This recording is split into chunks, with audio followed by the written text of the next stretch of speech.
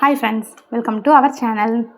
ரொம்ப நாளாக நிறைய நியூஸ்லேயும் லாஸ்ட்டாக நீயா நானால கூட நிறைய இயர்லி ஹார்ட் அட்டாக்லாம் வருது அப்படின்ட்டு ஹெல்த்தை பற்றி பேசிகிட்டு இருக்காங்க.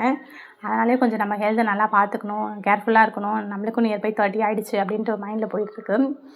கொஞ்சம் நல்லா டீடாக்ஸ் குடிச்சிட்ருக்கேன். என்னோடய ஹஸ்பண்டுக்கும் கொடுத்துட்ருக்கேன். எப்படி கொடுப்பேன்னா, பிரேக்ஃபாஸ்ட் முடிச்சுட்டு கொடுப்பேன். அது இயர்லி மார்னிங் இன்றைக்கி எம்டி ஸ்டமக்கில் எடுங்கன்னு சொன்னால் ரொம்ப கஷ்டப்பட்டு தான் எடுத்தார். யாரையும் கஷ்டப்பட்டு எடுக்க வச்சா அது வந்து கொஞ்சம் நல்லா இருக்காது அப்படின்னு சொல்லிட்டு, சரி நான் பிரேக்ஃபாஸ்ட் முடிச்சு உங்களுக்கு கொடுக்குறேன்னு சொல்லிட்டேன்.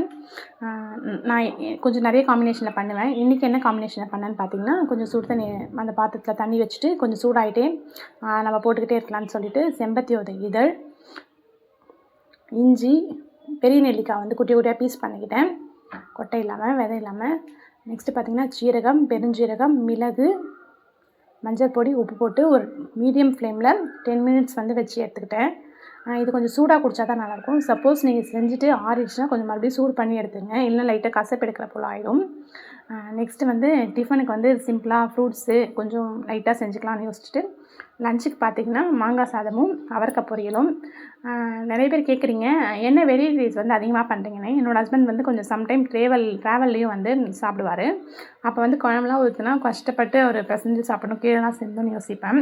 கொஞ்சம் அதுக்கேற்ற போல் நம்மளுக்கும் ஸ்பேஸ் இருந்தால் தான் நல்லாயிருக்கும்.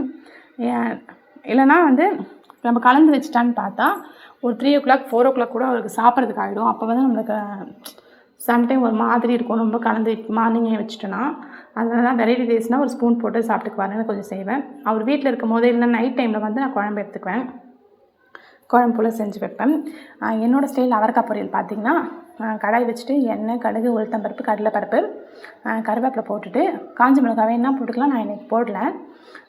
அவரைக்காய் கொட்டிட்டு மஞ்சள் பொடி, உப்பு, கொஞ்சம் தண்ணி ஊற்றிட்டு சிம்லேயே வச்சுட்டு வேக வச்சுட்டு தேங்காய் பூ போட்டு இறக்குனா சூப்பராக இருக்கும். ட்ரை பண்ணி டேஸ்ட் பண்ணி பாருங்கள். மாங்காய் சாதத்துக்கு மாங்காய் நல்லா இது போல் திருவி எடுத்துக்கிட்டு நான் வந்து அந்த அவரைக்காய் பொரிச்ச கடாயில் அவரைக்காய் எடுத்துகிட்டு அதே போல் வச்சுட்டு அந்த கடாயை யூஸ் பண்ணிட்டேன்.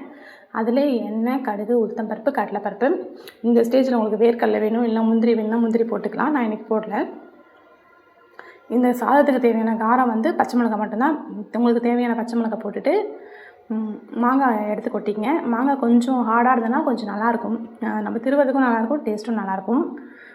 அது கூட மஞ்சள் பொடி, உப்பு, கொஞ்சம் நல்லா சூடு ஏற கிளறிடுங்க மாங்காவை, அப்போ தான் நல்லாயிருக்கும். ரொம்ப வேக வச்சிட்டிங்கன்னா ஒரு மாதிரி ஆகிடும்.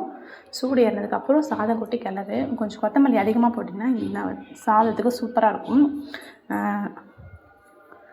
நீங்கள் ட்ரை பண்ணி டேஸ்ட் பண்ணி பாருங்கள்.